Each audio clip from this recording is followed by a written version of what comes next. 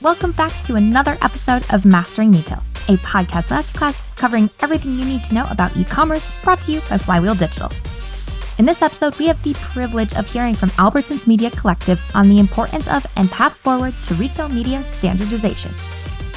Before we dive in, my name is Emma Irwin, and I'm a senior editor and specialist at Flywheel Digital. Enough about me, let's meet our guest for this episode. My name is Sravanthi Muppidi. I'm the VP of Engineering at Albertsons Media Collective. I handle all things technology. And I'm super happy to be here. And I've heard your podcast and I enjoy all of the sessions. So looking forward for this one. Perfect. A question that we ask everyone that's ever been on the podcast is what the last thing they purchased from whatever kind of retailer they're usually associated with is. So I'm going to ask you, what is the last thing that you purchased from an Albertsons store or one of the kind of subsidiary brands? I'm a regular at Safeway store, actually. That's my go-to grocery. Safeway is right in the neighborhood that I live in.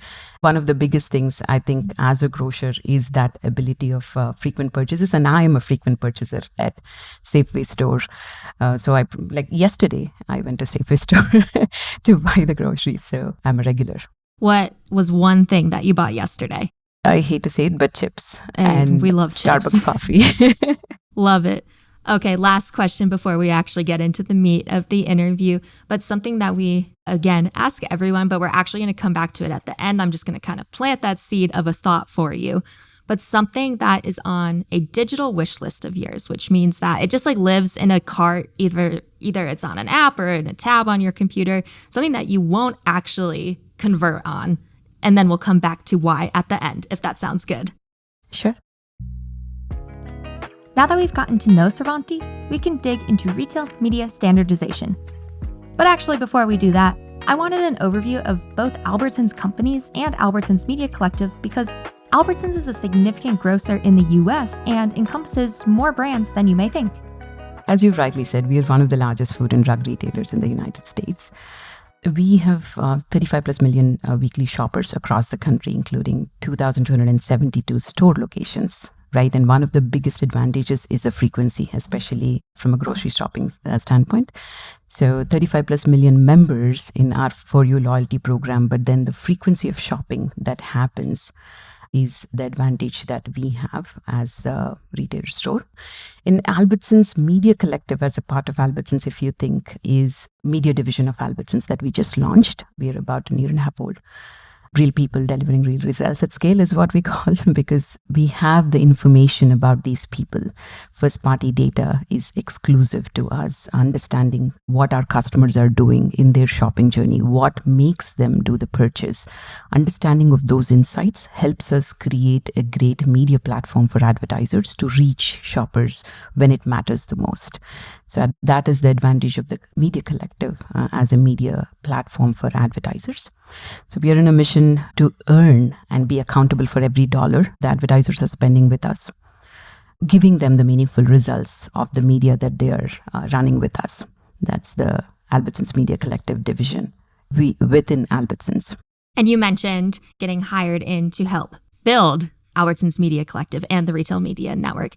Can you walk me through kind of the process of pulling together Albertsons Media Collective? Because I'm sure that is quite an undertaking. And I'd love to know from that product engineering viewpoint, what was it like? It has been an amazing journey in building the technology. One of the biggest advantages we as Albertsons Media Collective team bring to the table is late mover advantage, as we call it. Folks that are well established in the media business would have a legacy system that they would have built. And then all of a sudden, the landscape is changing so much. Advertising is shifting, especially with the cookie deprecation and the shifts that you're seeing in omnichannel shopper behavior. So there's a lot that the established firms have to relearn, right?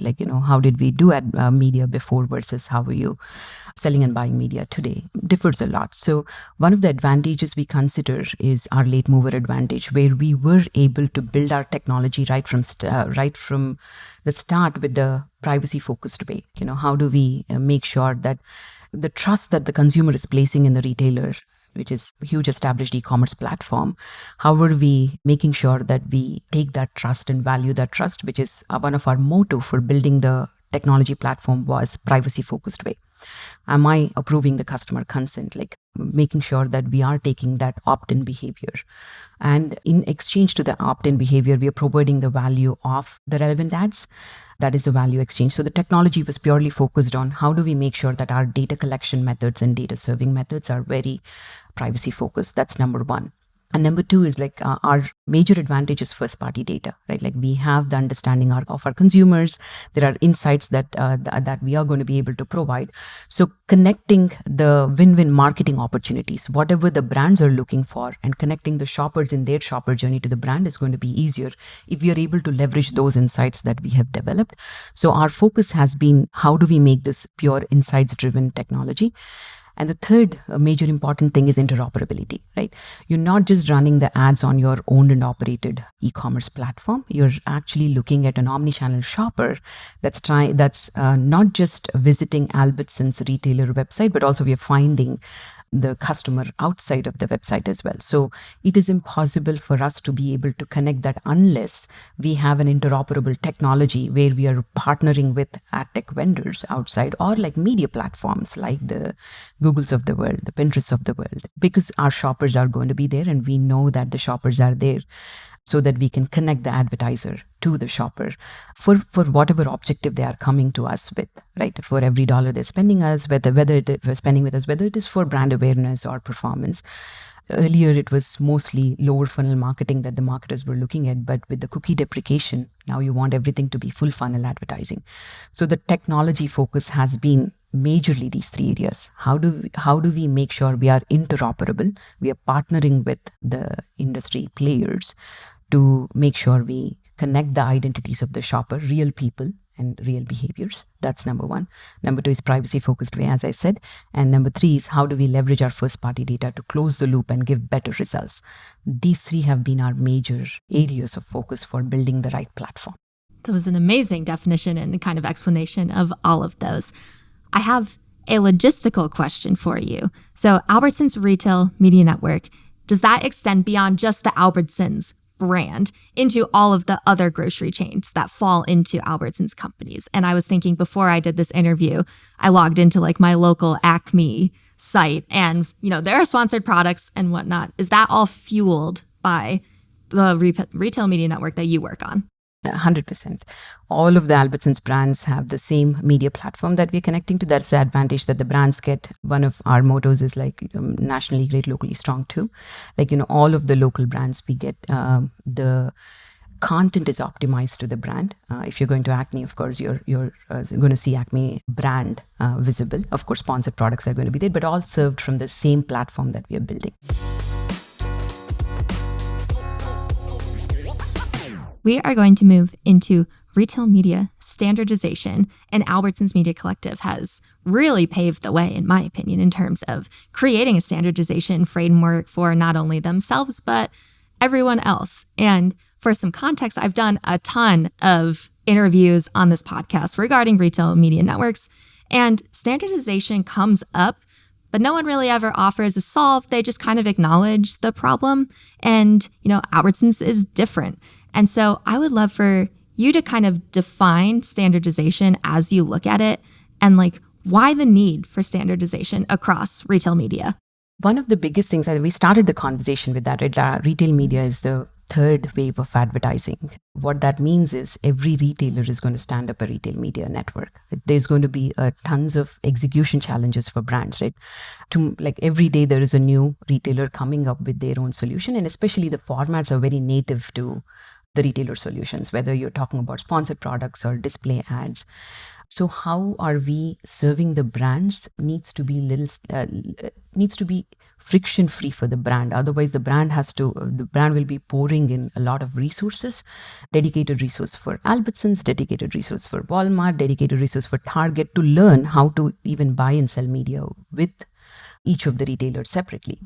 And I think I will pick one of the quotes that Christie commonly uses for retail media standardization, which has stuck to me personally, is like rising tide lifts all of the boats. So if we consider everything as a snowflake, how do these come together to help the bigger industry challenge of advertising in a cookieless world when we want all of the execution that happens with media to be standard across all of the brands. Otherwise, the brands are going to have a challenge understanding how are they getting the ROI. How does retail media in Albertsons sense define what your ROI is going, if it is different than how Walmart or Target or the Roundel, of course, they define the retail media measurement. If we take measurement as one of the constraints, it is impossible for the brands to figure out, is this ROI the right, or like is the retailer defining or like grading their own homework, but not having the brand a level of understanding which one is better than the other. So that has been the challenge that we've been hearing from the brands as we started our journey through the Retail Media Network. And one of the biggest things that has happened in this journey for Albertsons Media Collective is the announcement in Cannes where we released the standardization framework of, there are a couple of levers that we can pull. These are the areas. Think about creative, think about measurement, think about brand safety. What are the constraints that the advertisers have within all of these areas? And where can we come together as an industry that can help in a friction-free execution of media? It aligns to our motto, transparency and trust, right? Like we want to be transparent. That's why the first initial step of bringing this to market is a big deal for retail media. Amazing. And when we talk about standardization, my brain immediately goes to the IAB. So I'm curious, is Albertsons collaborating with them in this entire process of kind of building the standardization framework? Absolutely. I think the framework complements what IAB and MRC's work is with respect to whether it's retail media measurement or all of the standardization practices. So we are working in collaboration with IAB and MRC. Now that you have an understanding of Albertsons companies, Albertsons Media Collective and Retail Media Network, and the importance of standardization, let's get into the standardization framework that Albertsons Media Collective launched at Cannes this past June. The framework has 4 elements, which are product specifications, performance measurement, third-party verification, and capabilities. Let's start with product specifications. I'd love to know, what do you really mean by product specifications and standardization?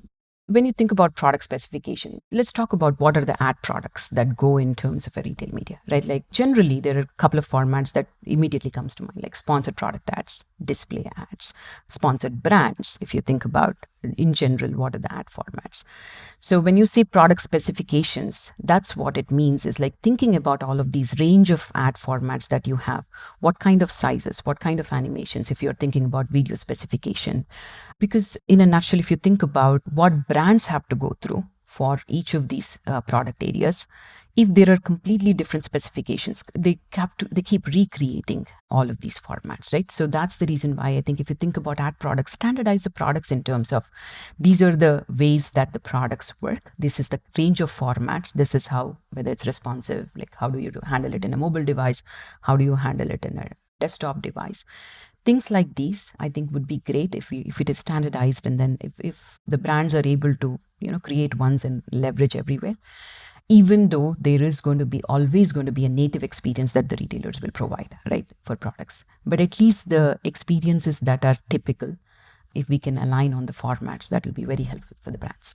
And from the agency perspective, that would help us out a lot too, because a lot of time brands, they maybe want to run like a very similar display ad. Maybe it's going through Albertsons versus Walmart, etc. But sometimes those like creative specs are ever so slightly different, which means that it has to go back to the creative team, be reformatted, resized, and then uploaded.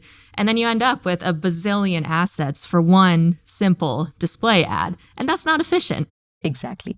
And I think we can take away all of that if we just align on the basic specs, right? And then you can make native looking ad based on retailers' platform capabilities. Perfect. I'm going to next move us into performance measurement.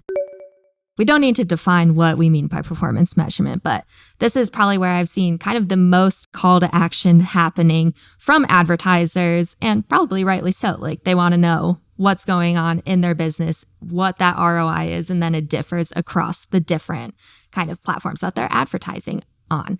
So Albertsons framework breaks this into 2 different sections, which is media delivery / engagement metrics, and then sales and conversion. So I'd love to know like why this split, and then how do you actually enforce and bring standardization of performance measurement to life? Great question. I'll answer the question of the reason for the split, right? Like media delivery and engagement standards, like as I indicated, normally a lot of focus is towards the performance metrics, which are lower funnel metrics, right? Like how are we defining a return on ad spend? How are we defining ROAS? But if you think about engagement, especially because retail media is not just focused on lower funnel metrics, it's a full funnel advertising strategy that we are trying to bring upper funnel as well. So that's the reason why it depends on where we are playing and whether it's branding or performance play. It's mostly every media is considered a performance media. You ultimately look for a return on ad spend. But the challenge of engagement, not having an engagement metrics and view into the engagement metrics would be, especially when I'm going upper funnel, think about it as, am I playing in the brand safe environment if I'm going beyond the walls of retail media? What is the viewability? Viewability is kind of different based on which vendor you're picking. You want to make sure that the standards of viewability are the same. Like, what is your viewability metric? How are you considering that to be viewable? If I consider 20% to be viewable versus somebody considers 80% to be viewable, right? Like there are already IAB standards in terms of what the viewability metric would be. What is your reach? How are you budgeting based on whether it is viewable impression or not? So if we agree on, yes, this is how we want to charge, or this is how we want to make sure the metric is calculated based on brand safe environment, based on viewable environment, these are the engagement and attention metrics that there's already been a lot of work underway with folks, as you mentioned, IABs, MRCs of the world. So we want to make sure that retail media follows those standards as well, considering that we are moving upper funnel too. From a lower funnel performance metrics, the challenge is metrics are identified that we definitely need ROAS, we definitely need incrementality, right? But how are we doing that is different. Some people might extrapolate the measurement that they're getting, not true match rate that we have had from an attribution standpoint, but then I want to add, because I might only have 20% match rate in certain areas, so I'll extrapolate that match rate to give the return on ad spend. Is that acceptable? Because we believe that we want a true measurement, true impact, not extrapolating the results. Even for incrementality, that was our promise, that we will be true, transparent with our results. But what if the other networks are doing something different? How do the brands know whether the true ROI is what they consider as, okay, this is true, it's not extrapolated? Is that what I want? Versus extrapolated results where you're just assuming that there is a correlation between what you're saying versus what is true. So that is the standardization we want, because then it's easier for brands to understand what ROI is coming to them, whether they trust that ROI or not. And do we want folks to do their own, or do we want somebody else to help them do the measurement? These are the critical items when we think about performance measurement. And also the retailers also will have to be cognizant about indicating the transparent framework of their measurement. This is how we measure incrementality. This is how we measure our engagement metrics. And the brand can choose to agree with that or not, right? Like, but at least the transparency of showing these metrics in the right way and being very transparent about the methodology that is being used is important in the standardization framework. That's what we are going to the market saying, hey, let's agree to that. Like, if we agree, then easy to measure ROI across retailers for brands. And with that, I think if there's that standardization, you kind of eliminate any sort of points of conflict that there might be between brand and retailer, or brand and agency and retailer, in just kind of trying to understand how they are really performing across their business. And that always comes up, I think, from my experience of across the different retail media networks, things are often measured kind of differently. And then it's, hey, why did this happen on this platform? Why did this happen on this one?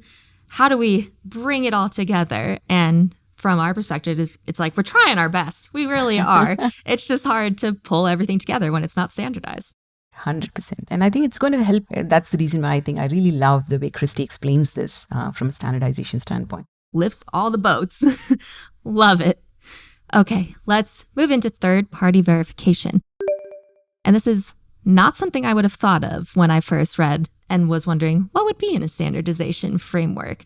But it does actually make sense from the perspective of advertisers. But can you kind of define for me what we mean by third-party verification in the context of the framework? Yeah, so third-party verification, players are also not new to the industry, but what we mean by third-party verification is, how do the advertisers verify that what retail media networks are confirming as their viewability, as their fraud protection, as their brand safety work, right? Like the framework recommends that we disclose the list of third-party providers that we are using. There are only few third-party providers. For example, there is IAS, there is Double Verify. So all of these, if a brand is also leveraging third-party verification in terms of brand safety, especially brand safety and viewability, and now we also call it as brand suitability, because do you consider going to a platform which is not suitable for your brand, then how do you make sure that we are suppressing the advertising in those areas, right? So disclosing the third-party verification providers that we are leveraging will help the brands understand that if it is a trusted third party, if a brand trusts IAS or if a brand trusts Double Verify, we do have the verification that is happening where the third-party verification providers are indicating that, yes, this is the report that we send you. Are we showing your ad in brand suitable environment or not? How much viewability did we have? Is there an ad fraud? All of that is a purpose-built technology, which goes back to my comment of interoperability as well. So the brands are also able to understand they understand these metrics, they understand IAs, they understand Double Verify. So the framework says, hey, let's disclose what kind of providers are we leveraging for brand safety or viewability, all of third-party verification. Perfect. I learn something new every day. Would have never even known that third-party verification kind of exists and that there are providers of that, which is amazing. We have one more to cover, and that is capabilities. And so, every retail media network has slightly different capabilities. I think we all know this, but how can there actually be standardization here? Great question. So standardization from capabilities comes in terms of, so even though you have different capabilities, think of the objectives that the customer is coming, like the advertiser is coming to you, right? So the advertisers have very standard objectives in terms of reaching the customer at the moments that matter to them, right? So if you think about translating that into the capabilities offered, it's about different stages of purchase process that the customers are going through. How can we tie that journey of the customer, the experience of the customer, as translated into an advertising opportunity to the advertiser? So fully understanding the experience and the resources that are managing this experience, I think the advertising efficiencies that the advertisers would gain, if you give the transparent view into all of the moments that we are able to capture and the level of sophistication that we are able to provide to tie the strategic goals and objectives of an advertiser to the path to purchase that the customer is going through. That's the connectivity that you want to get to. And also, in the same way as I described the technology capability, Emma, if you think about three areas, right? One is about finding the right moments of the customer and then tying back the advertiser goals. So that is one of the transparency that you're saying, hey, here's where the path to purchase confirms to the data collection, the data provisioning, and here is how I'm showing you the insights. That's the transparency that we're going to show from a capability standpoint, right? To make informed decisions, efficient decisions. The second area that you can think about from a capabilities is how are we managing friction-free experience in buying and selling of the media, right? You're coming to the retail media network to execute your media plans, your buying of the media, where are we placing, how are we measuring, how are we managing. So capabilities have to be insights that we are providing, the measurement methodology that we are providing, the resources in terms of, hey, here's how you execute media. So these are the three areas, if you consider from a capability standpoint, where we are connecting how are you buying, how are we providing the scale, and what kind of placements and ad formats are we showcasing for managing the message to the customer, if that makes sense. It makes a lot of sense. That was a lovely clarification from the beginning of my question into actually describing what Albertsons' objectives are in terms of standardization. I'm going to begin to wrap us up because we had just so much lovely content. But I'm wondering, in your opinion, what is the ideal future state of retail media networks? And then, do you think we'll ever actually get there? And if so, how long will it take? That was about 8 questions in one, but... So I think one of the bigger things that we've already discussed is the standardization for retail media measurement to create the effectiveness and the growing industry standards for which brands have been looking for decades for now, right? We covered that topic. So future state of standardization would be to be able to get to a point where we are able to, all the retailers are able to give that transparent visibility into media measurement. That's number one. And the other aim that we have is to revolutionize how advertisers, agencies, and networks work together towards common goal. So that's another way of looking at it. Like, this is going to be a win-win-win for everyone if we walk towards the same goalpost, defining the right standards. And the potential upside, if you think about standards, is immense. In 3 years, I think if implementation could lead in approximately 5 billion to 15 billion in incremental value across retail media networks, marketers, agencies, is what our analysis from McKinsey says. So there is a lot of value in this, which is proven by the data analysts and everybody. So I think going towards that is the only option that everybody has, whether it is a retailer, whether it is a brand or an agency, is what we believe. I love it. Okay, last question for you. We're coming back to your digital wish list and thinking about something that just lives in a cart forever that you're probably not actually ever going to purchase, and why? I think this is the one question I was actually thinking when you were talking about this as well, because I am considering that you're from agency, and then if you would have targeted me as customer that you want to advertise, I would fall into easy convenience shopper bucket, your segment of Gotcha. Easy and convenience shopper. So I'm not someone who's going to be doing like tons of research, having like a wish list in my checkout process where I'm thinking about it too much. As long as you provide me convenience, I'm going to shop with you.